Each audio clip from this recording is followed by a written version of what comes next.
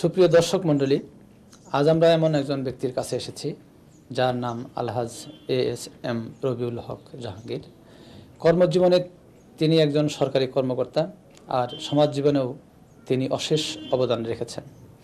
1971 সালের সরাসরি মুক্তিযুদ্ধে অংশ না নিয়েও যিনি নীরব সাক্ষীর মতো চলমান সময়ে প্রকাশিত দৈনিক ইত্তেফাক, দৈনিক পাকিস্তান, ডেলি মর্নিং নিউজ সহ বিভিন্ন দৈনিক পত্রিকা সংগ্রহ করে এক ঐতিহাসিক দায়িত্ব পালন করেছেন। একটু মূল্যায়নের আশায় স্বাধীনতা লাভের 3 দশক পেরিয়ে গেলেও সংগৃহীত নিদর্শন তিনি বিনষ্ট হতে দেননি। তিনি এই ঐতিহাসিক নিদর্শন কিভাবে, কেন সংগ্রহ করেছিলেন সেসব এখন আমরা তার মুখ থেকেই শুনব। মুক্তিযুদ্ধ চলাকালে আপনি বেশ কিছু পত্রিকার কাটিং সংগ্রহ করেছেন, যা একটি অভিনব কাজ বটে, কিন্তু আপনি মুক্তিযুদ্ধে সরাসরি অংশ না নিয়ে এই পত্রিকা কাটিং সংগ্রহ করতে গেলেন কেন? আমি মুক্তিযুদ্ধে সরাসরি অংশগ্রহণ না করলেও আমি মুক্তিযুদ্ধকে অন্যভাবে সহযোগিতা করে গেছি, সমর্থন করছি। আমার এখানে এলাকা মুক্তিযুদ্ধের ট্রেনিং হয়েছে, আমি সেই ট্রেনিংও তখন অংশগ্রহণ করছি। আমার দৃঢ় বিশ্বাস ছিল, তখন মন বলছিল যে দেশ স্বাধীন হবেই, যার জন্য আমি পত্রিকা সংগ্রহ করার চিন্তা ভাবনা করছি। যেহেতু আমার প্রজন্মরা দেখবে, হয়তো আমরা থাকবো না, তখন হয়তো মুখে বললে একরকম শুনবে, আর সরাসরি পেপার দেখলে তার অনুভূতিটা হয়তো আরেক রকম হবে। তো কিভাবে সংগ্রহ করতেন? প্রতিদিনের পত্রিকা এগুলো মানে প্রতিদিন পেপার সংগ্রহ করতাম।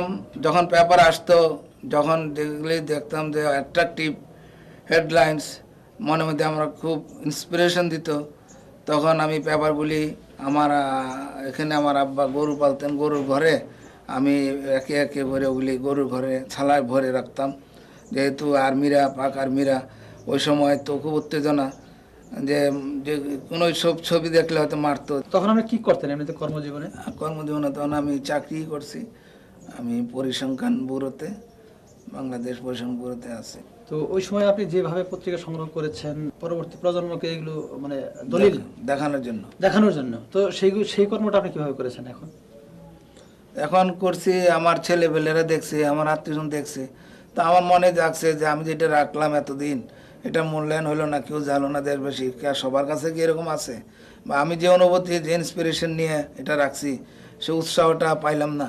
তখন আমার ইচ্ছে হলো যে আপনাদের কাছে একটু স্বর্ণাপন্ন হওয়া, দেখা, সাক্ষাৎ করা, যে আমার এগুলি একটু দয়া করে ছাপান, আমি হয়তো এগুলি জাদুঘরে দিয়ে দিব, এগুলি হয়তো নষ্ট হয়ে যাচ্ছে, উইপোকা ধরছে 30টি বছর রাখা, তো কষ্টকর ব্যাপারে আমার অনেক পেপার নষ্ট হয়ে গেছে, আমি পুরা পেপারগুলি রাখছিলাম। তো আমার ঘরে একটু অসুবিধা ছিল, যার জন্য এগুলি পানি টানি, বৃষ্টি, উইপোকা এগুলি ধরছে। অনেকে আমাকে সাজেশন দিয়েছেন যে এটা জাদুঘরে দিয়ে দেন, মুক্তিযুদ্ধ জাদুঘর আছে, জাতীয় জাদুঘর আছে, তা বঙ্গবন্ধু জাদুঘর আছে। তা আমি বললাম যে আমি এটা আমার এখন ইচ্ছে দিয়ে দেবো। তো আমি চাই যে এটা দেশবাসী, আমার একটু ইন্সপিরেশন পাইলাম যে না, আপনি আজকে আসছেন, বা আমার একটু মনে একটা আনন্দ যে আমি এতদিন এটার পেলাম। অনিবার্য কারণবশত আমরা কুইজ পর্বটি রাখতে পারছি না বলে দুঃখিত, তবে আগামী পর্ব থেকে সেটি যথারীতি প্রচার করা হবে। এবার শিমুল পলাশের রক্তিম শুভেচ্ছা দিয়ে আমি বিদায় নিচ্ছি। খোদা হাফেজ।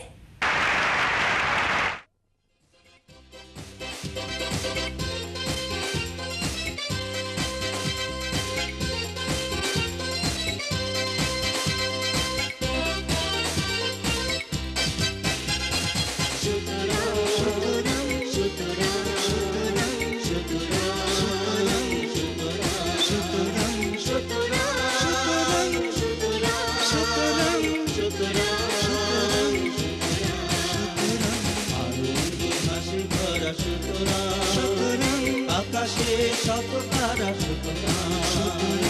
আনন্দে হাসি ভরা, আকাশে শত তারা, যত সুর যত গান,